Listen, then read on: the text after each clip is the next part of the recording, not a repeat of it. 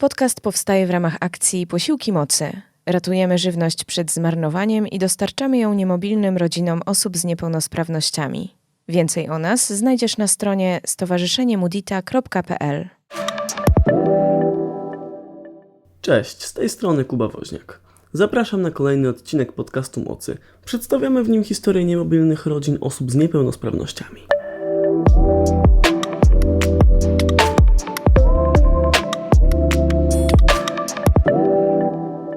Tym razem miałem okazję przeprowadzić wywiad z panią Anią spod Częstochowy. Jest ona mamą 2 dzieci ze spektrum autyzmu. Pani Ania dwukrotnie usłyszała tą samą diagnozę, ale historia jej rodziny świetnie pokazuje, jak bardzo wszyscy jesteśmy różni i że diagnoza jest tylko informacją od lekarza, a nie scenariuszem na życie. Życzę miłego słuchania. Do Myszkowa jest ile kilometrów, tak mniej Z więcej? 8,5. A, to rowerkiem idealnie. Jeszcze do Myszkowa jesteśmy z górki. Praktycznie cały czas jest ciutkę że tak powiem, po linii pochyłej, więc się jedzie elegancko. W 20 minut można zajechać. Gorzej jest z powrotem. No, domyślam Bo się. nie dość, że człowiek tam się nałaził i jeszcze tam pewnie z jakimiś zakupami, no to jeszcze trzeba pod górkę.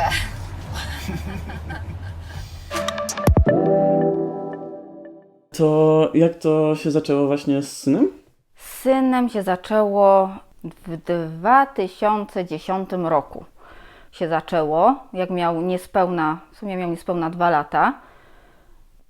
To bardzo dziwnie zabrzmi, ale ja wtedy wiedziałam, że syn ma autyzm. Do tej pory dziwnie się czuję, jak to mówię, ale ja po prostu wiedziałam, że on ma autyzm. Nie wiem czemu. Nie wiem, nagle się obudziłam i stwierdziłam, że moje dziecko ma autyzm. Tak jakoś czułam, nie wiem, można to nazwać intuicją matczyną, czy jakkolwiek kto by chciał to nazwać, ale mój syn nie mówił, był bardzo wycofany. Gdzie go postawić, tam był. Coś mi świeciło i mówię, nie może być takie grzeszne dziecko. Takie grzeszne dziecko to nie to. I zaczęłam, no i nie mówił, on bardzo malutko mówił. No ale wszyscy mówili, że mój starszy brat bardzo wolno mówił, mój tata bardzo wolno mówił, gdzieś to jest zapisane w genach, ma czas. No i zaczęłam chodzić do poradni. Poradnia mnie nigdzie nie kierowała dalej, sama się skierowałam. Na szczęście do psychiatry nie trzeba mieć skierowania, więc sama poszłam do psychiatry. Psychiatra też nie była na początku skłonna, żeby tak od razu postawić diagnozę autyzmu. To w sumie jest fajne, no bo to tak, no tak jak mówię, tego się nie zrobi się badań krwi i to jest to. No ale za którymś tam spotkaniem zaczęłam przekonywać panią, że to jest chyba to, poradnia też coś jakoś tak się skłaniała ku temu. No i dostałam tą diagnozę, trochę nad wyrost. Wszyscy mówili mi, że wymyślam, w cudzysłowiu. No niestety się okazało, że za pół roku od diagnozy dostałam się do Krakowa, do Enfanty, do typowego ośrodka dla dzieci, gdzie diagnozują dzieci autystyczne. Czekałam całe 10 miesięcy. Podobno to nie jest tak długo. Na NFZ, podkreślam, na NFZ. I tam potwierdzili. Tak się zaczęli pytać, po co my tu byliśmy. Mówię, no jak się do Państwa zapisywałam, to syn miał 2 lata i kilka miesięcy, więc wtedy jeszcze nie miałam diagnozy. No teraz już mam diagnozę, więc pojawiając się u nich, pojawiałam się z pełnym kompletem papierów. I też się tak zdziwili, mówię, no bo się zapisałam do Państwa, no zawsze to potwierdzenie kogoś, no tak jakby się idąc do jednego lekarza z diagnozą, zawsze można potwierdzić u drugiego. Tam byli więksi specjaliści, tam było ośrodek typowo od dzieci autystycznych, tylko i wyłącznie. Poradnia psychologiczno-pedagogiczna generalnie diagnozuje wszelkie niepełnosprawności albo zagrożenia niepełnosprawnością.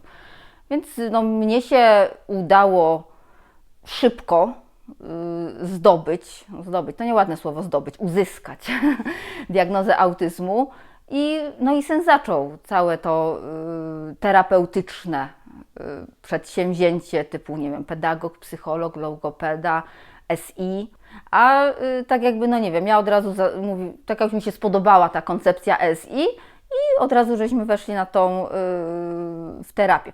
Bo jeszcze to SI, to co to jest dokładnie? Integracja sensoryczna. I na czym to polega? Większość dzieci z autyzmem, tak się mówi, nie wiem, bo to trzeba by zapytać jakieś dziecko z autyzmem, ma na przykład nadwrażliwości słuchowe. Integracja sensoryczna podobno niweluje Można się nauczyć akceptacji wysokich dźwięków na przykład. Jak była ta kampania w telewizji jak się nazywa ten aktor? Topa? Co na peronie zastawiał uszy. Była taka właśnie chyba w czasie, kiedy już syn miał diagnozę. Wszyscy się tak dziwili, bo nie było powiedziane o tej kampanii, tylko on występował w telewizji, że nawet było w gazecie, że zwariował. A on później się, że tak powiem, otworzył, że to było właśnie pokazanie, jak może funkcjonować osoba z autyzmem. Że mogą ją, tak jak ona, była taka scena w pociągu, że było głośno bardzo i osoba zastawiała uszy i krzyczała głośno, żeby zagłuszyć dźwięki z otoczenia. Integracja sensoryczna może w tym pomóc, żeby się nauczyć akceptować tych dźwięków i nie reagować na nie nieakceptowalnie społecznie. Niektóre osoby mówiły, że to jest takie czary-mary, że to nie wiadomo, no bo tak jak nie ma efektów, no to nie wiadomo, czy to pomaga. No tak. Ale znaczy, no, ja jestem zdania, że to jednak w jakimś sensie pomaga. Bo ma Pani też drugie dziecko, Tak. córka. I córka też na sensoryczne integracje. Też chodzi. Ona ma akurat nadwrażliwość słuchową, dosyć dużą. U niej żeśmy zrobili 2 etapy terapii Tomatisa. Jeszcze tak jakby odłamek integracji sensorycznej działający tylko w obrębie słuchu. Teraz się o tym zaczyna mówić, teraz dopiero, że należy pomagać rodzicom. Wcześniej nie było czegoś takiego. Rodzic sobie miał poradzić. Rodzic dostawał diagnozę, wynocha. Teraz zaczyna się robić krok w tył i zaczyna się patrzeć na niepełnosprawność dziecka jako na całość życia rodziny. Teraz dopiero. 12 lat temu w ogóle nie było czegoś takiego. Nie brało się pod uwagę rodzica. Rodzic był niewidoczny w niepełnosprawności własnego dziecka. Rodzic musiał wiedzieć, że dostając diagnozę musi iść po orzeczenie o niepełnosprawności do okienka numer a do okienka numer B iść po diagnozę wczesnego wspomagania rozwoju. I te systemy nie są spójne. Orzeczenie o niepełnosprawności to jest sprawa medyczna, Ministerstwo Zdrowia. A WWR-y, kształcenie specjalne i wszystkie te terapeutyczne rzeczy to jest Ministerstwo Edukacji. Ministerstwo Edukacji nie wie o Ministerstwie Zdrowia. Trudno jest bardzo się odnaleźć w tym. Część rodziców, dostając diagnozę dziecka, ma prawo przeżyć jakiś stan, jednak to jest moje dziecko, trochę inne, nie da się przygotować. Nie ma czegoś takiego jak przygotowanie się na bycie rodzicem dziecka niepełnosprawnego. Można się przygotować na bycie rodzicem, bo są kursy, są książki, ale nikt za Chiny Ludowe, planując dziecko, nie zakłada, że będzie miał dziecko niepełnosprawne. Nie da się tego zaplanować. Za czasów mojego syna, tacy jesteśmy starzy, diagnozę właściwie nie stawiano diagnozy przed ukończeniem 2 roku życia. Nie stawiano diagnozy. To było nie do pomyślenia, żeby tak jakby dawano dziecku czas. I to jest najgorsze, bo jednak dziecko samo się nie nauczy.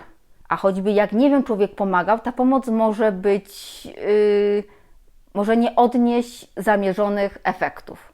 Są rodzice, którzy mają diagnozę dziecka z autyzmem i nie robią nic. Uważam, że system sobie ma, w sensie szkoła sobie z tym poradzi, jakieś terapie, czy w ogóle nie jeżdżą na terapię, nie można im mieć tego za złe.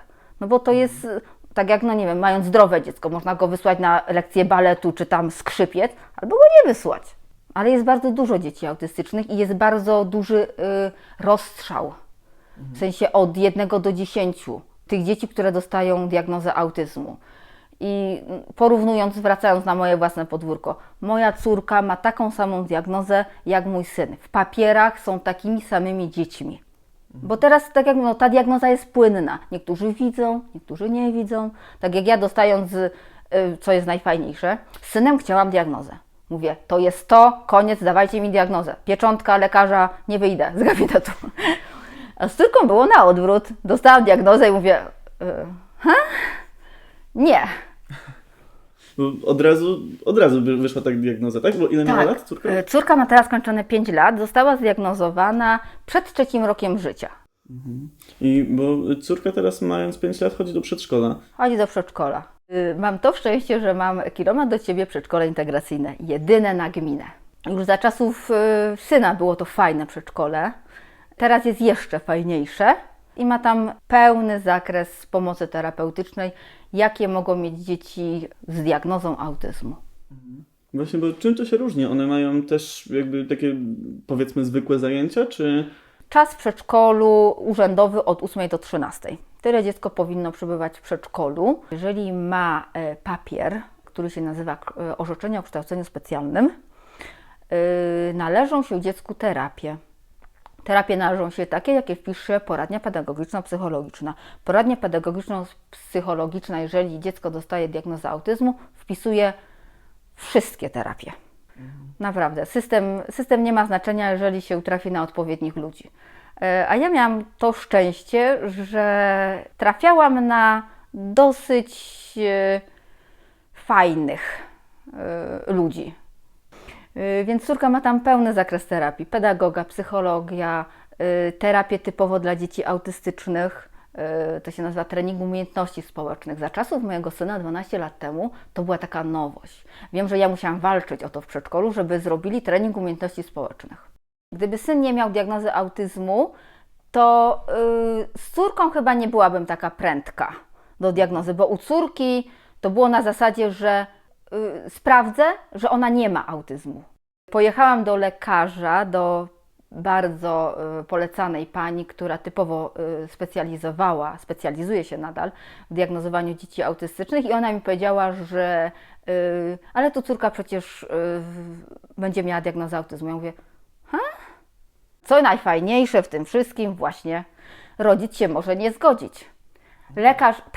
Lekarz może wystawić papier, że dziecko ma autyzm i rodzic może z tym papierem nic nie zrobić. Ja przez rok czasu nic zrobiłam z papierem córki. I po roku czasu co się stało? Bo ja wiem, chyba to przetrawiłam.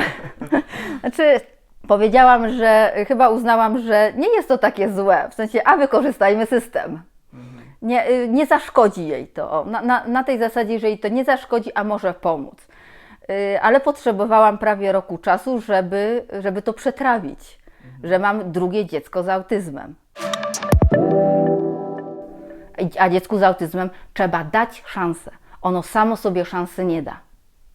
I tutaj rodzice są strasznie obciążeni tym, że to oni decydują o dziecku. Zresztą o każdym dziecku się decyduje, ale tutaj się ma tą świadomość, że przyszłość dziecka jest w rękach rodzica. Cokolwiek by się nie zrobiło, rodzic decyduje o przyszłości dziecka. No to jest coś zupełnie innego jednak tutaj pierwsze dziecko, drugie dziecko. I właśnie, bo mówiła Pani też, że Pani syn był bardzo spokojny, jak był jeszcze młodszy. To jak to wyglądało z córką? Córka była zupełnie inna. To, co zgadzało się, że tak powiem, u syna i u córki, to, że bardzo mało mówili. Tylko że u córki, u syna mnie nikt nie pokierował, u córki w sumie też mnie nikt nie pokierował, sama do tego gdzieś doszłam. Córka miała podcięte węzidełko i potem poszła na bardzo, bardzo intensywną terapię logopedyczną 3 razy w tygodniu i ona przez rok czasu nadrobiła. Bo u niej było tylko ten brak mowy. Syn teraz chodzi do której klasy? 6. klasa podstawówki. Okej, i jak właśnie to było, bo to też właśnie pytanie, bo córka chodzi do integracyjnego przedszkola, a syn jak to jest ze szkołą? Syn w tym momencie chodzi do klasy specjalnej w szkole masowej. Rodzice wymusili na gminie otwarcie oddziałów typowo dla dzieci niepełnosprawnych, bo dziecko z niepełnosprawnością intelektualną ma bardzo, bardzo duże problemy z odnalezieniem się w grupie. Do pewnego momentu ono się odnajduje w grupie, tak jak przedszkole. Przedszkole integracyjne jest super formą dla tych dzieci mniej zaburzonych, takich mobilnych, takich, które się, że tak powiem, same sobą potrafią zająć. Jest fajnym rozwiązaniem. Szkoła integracyjna, moje zdanie na ten temat szkoły integracyjnej, nie działa. Integracja w szkołach dla dzieci niepełnosprawnych intelektualnie albo bardziej do zaopiekowania nie działa. System tutaj nie działa. A przez tą pandemię, no bo też były te lekcje zdalne, które, jak Pani mówi, nie były najlepsze, ale jak to wyglądało? Widzi Pani jakąś różnicę, jak jednak nie był w grupie? siedział raczej w domu i się nie widział z rówieśnikami? Syn jest bardzo mało komunikatywną osobą i on, po nim nie było widać różnicy. Po nim nie. Tak jak mówię, on jest nadal bardzo ułożonym dzieckiem. On jakby nie miał diagnozy, byłby raczej 100% introwertykiem. On nie potrzebuje ludzi. On, gdybym ja mu nie zapewniała szkoły, terapii, on by mógł cały dzień przesiedzieć w pokoju przed komputerem i nie wychodzić.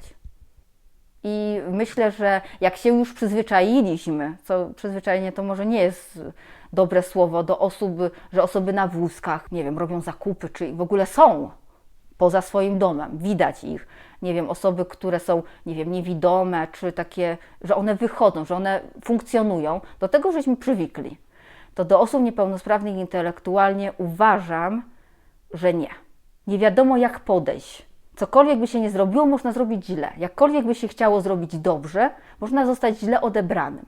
I to jest takie trochę dołujące, że można być super wyedukowanym i w ogóle mieć mega podejście do tego, a i tak zostać odrzuconym. A to jak wygląda, bo na pewno spędzają wspólnie Państwo czas wszyscy. Mają Państwo jakieś wspólne rozrywki na przykład? Córka, znaczy tak, mając zwykłą 5-latkę, trzeba się zaznajomić z bajkami. Chociaż nie powiem, co dziwne, córka zaczęła od paru miesięcy oglądać serial 112. I trzeba jej tłumaczyć, że to nie jest prawdziwe. Syn nie ma czegoś takiego. W sensie, jak córka zaczęła oglądać bajki, on wszedł na etap bajkowy. U niego naprawdę ten jego rozwój jest bardzo nieharmonijny i nieprzewidywalny. Bardzo nieharmonijny i nieprzewidywalny. Córka jest w tym momencie, przynajmniej do tego swojego 5 roku życia, bardziej do przewidzenia. Chociaż no nie wiadomo, co będzie za rok, za 2, za 10 lat. U syna też sobie inaczej wyobrażałam, jak on miał 3 czy 4 lata, to jeszcze miałam nadzieję, że będzie bardziej samodzielny. Bo syn, tak jak mówię, on jest absolutnie w 100% zależny od osób trzecich. Córka sobie poradzi. Przynajmniej w tym momencie mam nadzieję, że córka sobie poradzi. Będzie miała problemy, bo ona prawdopodobnie będzie miała Aspergera wpisanego, czy jakkolwiek zmienili klasyfikację. Córka ma jedynie problemy z tą właśnie poprawnością polityczną. Z tym, że nie wolno dorosłemu powiedzieć, że się go nie lubi, że gada głupoty. Córka nie rozróżnia tego. Nie ma tych hamulców. To było od początku wiadomo, że to będzie właśnie taka niepełnosprawność aktualna? Nie. Około zerówki, 6, 7 rok. Bo do mniej więcej tak jak Kuba miał 4-5 lat, to jeszcze, było widać, że on niektórych rzeczy nie przeskoczył. Tak jak są te programy terapeutyczne, że się przechodzi odpowiednie stopnie, on się zatrzymał na którymś i mimo, że codziennie żeśmy z nim wałkowali jedno ćwiczenie, on go nie zrozumiał. To tak jak, nie wiem, pan by mi chciał wytłumaczyć chemię. Jego cechy autystyczne mi bardzo odpowiadają, ale niepełnosprawności intelektualnej nie da się jej przeskoczyć. Po prostu człowiek w pewnym momencie się zatrzymuje i koniec, trzeba się z tym pogodzić. Trzeba tak zmodyfikować środowisko, żeby się dostosować do syna. Ja mam kilka zawodów wyuczonych, bo ja się bardzo lubiłam uczyć, naprawdę. Moją ostatnią pracą była praca florysty. No, taka trochę artystyczna, co nie podejrzewałam siebie o jakikolwiek pierwiastek artystyczności, ale byłam florystą. Dosyć mi to nawet fajnie szło, ale niestety w pewnym momencie, jak dostałam diagnozę, jak syn otrzymał diagnozę, praca i opieka nad dzieckiem, trzeba było z czegoś zrezygnować. Więc chociaż znam osoby, które naprawdę bardzo dobrze sobie radzą, łącząc pracę zawodową i opiekę nad dzieckiem naprawdę bardzo wymagającym, bardzo niepełnosprawnym. Bo w tym momencie, wracając do systemu, jak ja zrezygnowałam z pracy, świadczenie pielęgnacyjne, coś takiego ładnego, co się nazywa świadczeniem pielęgnacyjnym, które rodzic dostaje w zamian, jeżeli dziecko otrzyma odpowiednie orzeczenie o niepełnosprawności, wracając do papierkologii, rodzic ma możliwość rezygnacji z pracy zawodowej na rzecz opieki nad dzieckiem. Tak jakby dziecko staje się jego pracą. I za to 12 lat temu rodzic otrzymywał 580 zł. Żyj sobie, człowieku, za to. Teraz, w tym momencie, Jestem w szoku. w tym momencie ten zasiłek wynosi 2190 czy coś około tego. Plus tam 215 zł zasiłku pielęgnacyjnego, bo to jest świadczenie. No to generalnie plus tam świadczenia rodzinne, dostajesz jakieś 2,5 tysiąca na to, żeby utrzymać siebie i dziecko. Dużo, niedużo, w zależności od tego, jak kto ma wyobrażenie, ale no teraz można dostać 2000 z kawałkiem. To już jest coś. Dobrze, że jest możliwość, bo niektórzy naprawdę nie mają, nie da się pogodzić pracy zawodowej, bo jednak w pracy czasami nie ma się wyrozumiałych szefów, żeby móc pracować zawodowo i móc się zajmować dzieckiem. Tak jak ja w tym momencie muszę codziennie zawozić i odbierać syna ze szkoły. Po południu przeważnie ma jakieś terapie, więc nawet praca zmianowa by nie była do ogarnięcia. Jest możliwość, tak jak ja żyję w pełnej rodzinie, co podobno w środowisku dzieci niepełnosprawnych jest bardzo dużo rozwodów, to no ja jeszcze mam męża, w sensie ojca dzieci do pomocy, w razie czego mogę go wykorzystać, żeby coś tam pomógł. Zawiózł, odebrał, gdzieś zawiózł na terapię, do lekarza, do jednego, do drugiego, jest ta możliwość. Mam za ścianą dziadków. Mając dziecko, nie jest się jednostką samą w sobie, jest się z dzieckiem. Mobilność rodzica zależy od tego, jak bardzo ma możliwości zaopiekowania się dzieckiem nie sam. W sensie, czy ma pomoc drugiego małżonka, dziadków, ewentualnie jakiejś pomocy instytucjonalnej. Jak wygląda Pani taki codzienność? Rano odwozi Pani dzieci, tak? Dzień dzisiejszy. Pobudka 6, 7 zawożenie syna do szkoły, przyjechanie z powrotem do domu. W tym czasie mam babcię, żeby się zajęła drugim dzieckiem, które trzeba zawieźć do przedszkola, jeżeli jest zdrowe.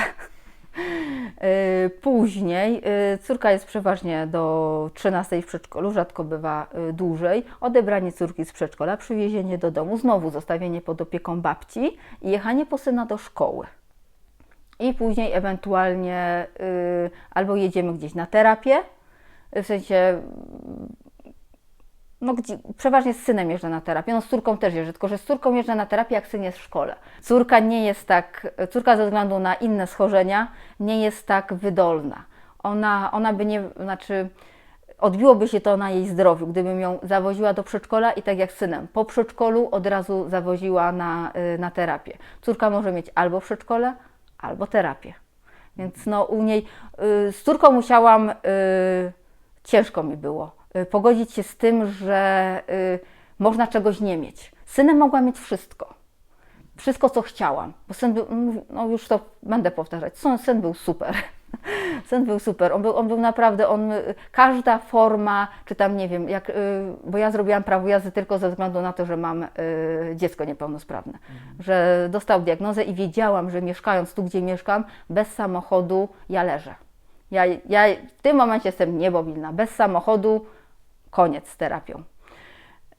Więc robiłam prawo jazdy tylko i wyłącznie ze względu na to, że syn dostał diagnozę i wiedziałam, że będę musiała z nim jeździć. A teraz się jeszcze Pani zajmuje tą florystyką czasami, tak w domu, czy...? Teoretycznie system mi nie pozwala zarabiać. Będąc na świadczeniu pielęgnacyjnym nie mogę, jest to karalne, uzyskiwać dochodów.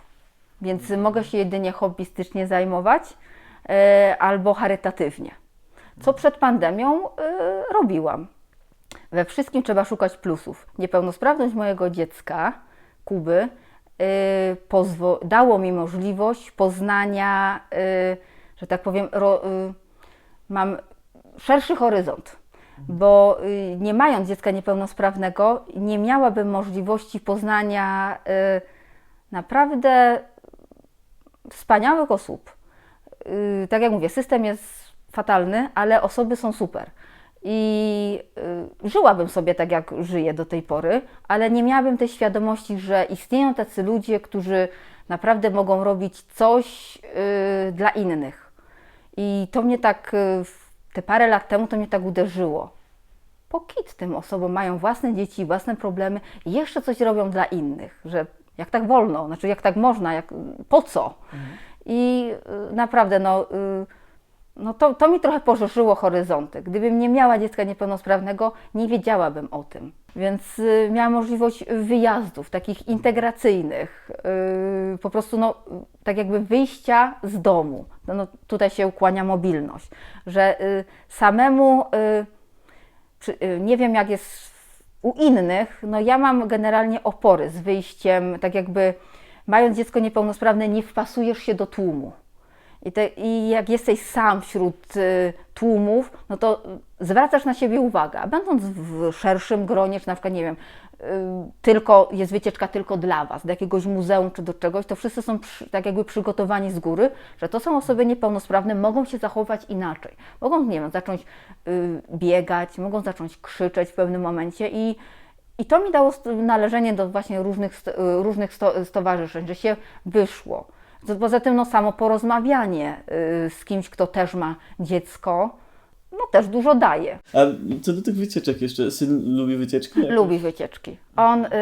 On tak jakby nie integruje się z człowiekiem, ale lubi wycieczki. Wszelkiego rodzaju, w sensie on by mógł całe życie spędzić przechodząc z pociągu na autobus, na auto, na coś tam, po prostu mógłby tak przeżyć życie. On lubi drogę. Niekoniecznie lubi później to coś, ale drogę lubi.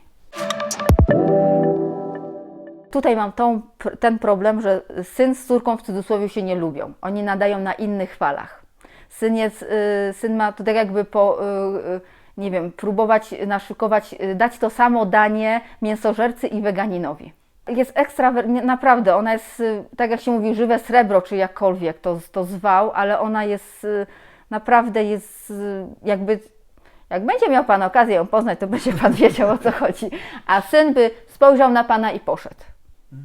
Ewentualnie zainteresowałby się mikrofonem, bo lubi elektronikę, ale Panem by się nie zainteresował. A córka by od razu zaczęła się dopytywać, imię, gdzie, coś tam, opowiadać, co się zdarzyło w przedszkolu, gdzie ona nie była, co by chciała, wszystko. I syn tego nie lubi. Nieładnie to brzmi, ale nie ma tego wyczucia, kiedy czegoś nie powiedzieć. Ale ja wygrałam los na loterii w przedszkolu, bo naprawdę mam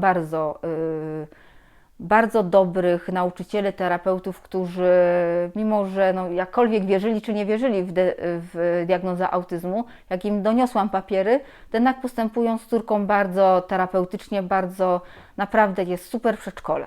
Życzę każdemu takiego przedszkola i się nie dziwią temu, że ona powie Pani, że ja się nie będę ubierać, zacznę płakać i coś tam, albo powie Pani, ja Cię nie lubię. Mają do tego dystans.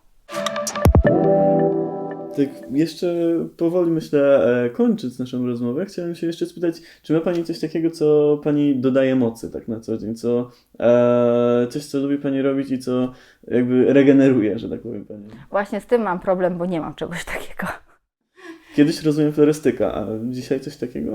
Czas jest moim największym wrogiem. Doba ma swoje godziny, a człowiek potrzebuje snu. A opieka nad 2 dzieci jest bardzo absorbująca i czasami nie ma tego czasu dla siebie.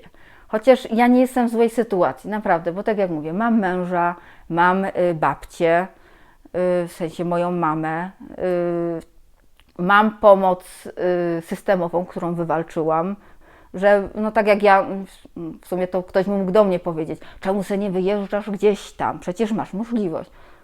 Mój dom mi się podoba. Więc to wszystko zależy od człowieka. Ja robię wszystko, wiem, że jeżeli coś zrobię dla dziecka, to zrobię to dla niego. Powinnam mieć kogoś takiego dla siebie, jak ja jestem dla dzieci, byłoby super. Ale ja umiem wykorzystać system. Rodzice dzieci niepełnosprawnych powinien być jakiś tu wrócę do systemu, mimo że system mi się nie podoba, ale powinno być coś takiego, że jak rodzic dostaje diagnozę, powinno być, nie wiem, powinien dostać książeczkę, wademekum. Teraz jest fajnie, bo rozwijają się te organizacje pozarządowe, te takie właśnie małe stowarzyszenia. Teraz na naszym terenie jeszcze parę lat temu nie było, ale powstała bardzo fajna fundacja, która naprawdę pomaga osobą. Gdybym nie miała dziecka niepełnosprawnego, nie wiedziałabym, że istnieje taka super pani prezes super wielkiego przedsiębiorstwa, która z jakiejś inicjatywy naprawdę stworzyła bardzo fajną fundację, która pomaga, realnie pomaga w finansowaniu terapii, czy tam finansowaniu jakichś zabiegów operacyjnych, bo NFZ to jest, czasami trzeba, leczenie kosztuje, więc dużo pomaga. Nie wiedziałabym, że są tacy ludzie, którzy pomagają. Tak jak teraz do tej pory nie wiem czemu, z jakiej bajki ja się znalazłam w stowarzyszeniu Mudita. Do tej pory się zastanawiam, z jakiej, ale dzięki temu, że mam dziecko niepełnosprawne, mam możliwość należenia do takiego stowarzyszenia jak Mudita i dzięki temu stowarzyszeniu, bo tam jest kilka rodziców, mam dzieci niepełnosprawnych z różnymi niepełnosprawnościami, pierwszy raz zobaczyłam polskie morze. No, jestem taka mobilna, co nie? Chociaż cała Polska zjeżdża do Częstochowy, którą mam rzut kamieniem od siebie. Więc no to jest takie porównanie. Niepełnosprawność dziecka niekiedy zamyka w czterech ścianach, ale akurat mnie nie zamknęła na tyle, na ile sama bym się nie zamknęła, nie mając dziecka niepełnosprawnego, a dużo rzeczy mi pokazała. Taki pozytywny akcent, że gdyby nie to, w sumie to może bym wyjechała nad morze normalnie, jak normalni ludzie, na wakacje, co nie? Ale no nic nie powiedziano, nie zdarzyło mi się to do tej pory, więc nie wiadomo, czy by mi się to zdarzyło. Więc no, we wszystkim najważniejsi są, na jakich trafimy ludzi. Niepełnosprawność dziecka jest tak jakby niezależna, można z nią zrobić wszystko. Można mieć tyle dróg, dostając diagnozę dziecka. W tym momencie nie ma już czegoś takiego, że czegoś nie możesz, bo masz niepełnosprawne dziecko. Uważam, że to jest, no bo być może dla niektórych jest to krzywdzące, ale czasami tak jak robi się coś dla kogoś, że robi się coś wbrew wszystkiemu. Więc fajnie mieć, dla niektórych może jest wymówką, mam dziecko niepełnosprawne, więc nie robię tego i tamtego. To jest troszeczkę iście na skróty, bo tak jakby obarcza się dziecko za to. Nie powinno się tak robić, bo to nie jest wina dziecka, że ja czegoś nie mogę. Ja muszę chcieć coś zrobić. Dziecko jest, czy ja bym miała niepełnosprawne dziecko, czy zdrowe dziecko, mogłabym być w tym samym momencie, bo no, trzeba się nauczyć z tym żyć. To nie jest tak, że mam niepełnosprawne dziecko, koniec, nie wolno mi tego i tamtego. Nie zawsze tak to działa.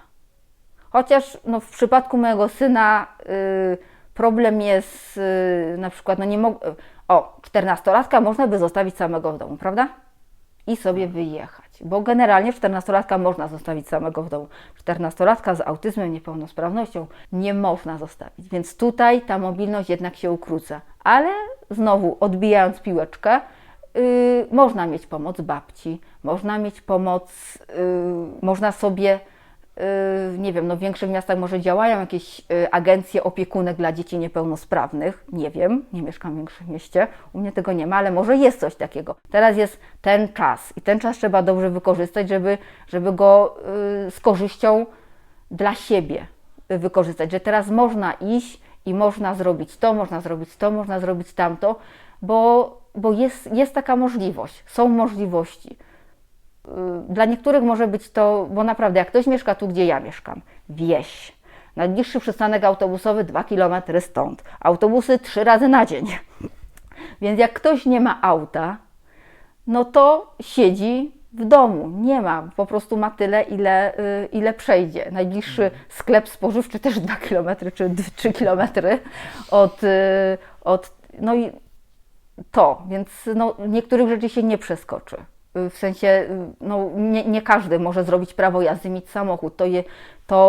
To są jednak jakiś wysiłek, jakieś koszty, ale nie jest to tak, że nie można, bo świat mi zabrania. Tylko czasami trzeba powiedzieć światu: hola, poczekajmy, może mi się uda. Nie lubię czegoś takiego, że z góry zakładamy, że coś się nie uda. Trzeba spróbować, jak się nie uda, trudno, koniec. Lepiej coś spróbować czegoś i się, tak jak z tym moim prawo jazdy, trochę zdawałam. Nie było łatwo, ale zdałam w końcu. Jak dostałam diagnozę syna, nie było rodzica. W tym całym świecie, dzieci niepełnosprawnych, w ogóle rodzica nie widziano. Ja się czułam niewidzialna, byłam dziecko i stałam za dzieckiem. Teraz, tak jakby zaczyna się mówić, że rodzic też człowiek. Rodzic dziecka niepełnosprawnego też ma prawo żyć poza tym, że jest rodzicem dziecka niepełnosprawnego. Ale to i tak miło słyszeć, że koniec końców mówi pani, że raczej podoba się pani swoje życie. Nie miałam innego. Chciałabym. Pewnie, że wiele rzeczy bym w życiu chciała zmienić. Trzeba się cieszyć z tego, co się ma. Mam pewne ograniczenia, ale nie są to ograniczenia, które mnie, nie wiem, pozbawiają radości życia. To miłej podróży. Dziękuję bardzo. Jeszcze tylko wezmę torbę swoją.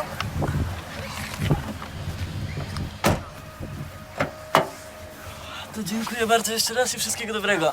Do widzenia. Kolejny odcinek podcastu Mocy za nami. Dzięki za obecność. Bardzo nam zależy na zwiększeniu świadomości społecznej na temat rodzin niemobilnych, dlatego jeżeli chcesz być tego częścią, zachęcam do pokazania tej rozmowy innym. Zapraszam też do śledzenia Stowarzyszenia Mudita na mediach społecznościowych, gdzie publikowane są treści na temat opieki nad osobami z niepełnosprawnościami, ale nie tylko. Na koniec dodam, że ta innowacja testowana jest w ramach projektu Innowacje na ludzką miarę. Rozwój mikroinnowacji w temacie włączenia społecznego, realizowanego w ramach programu operacyjnego Wiedza, Edukacja, Rozwój, współfinansowanego z Europejskiego Funduszu Społecznego. Dzięki wielkie za przesłuchanie i do usłyszenia następnym razem. Na razie.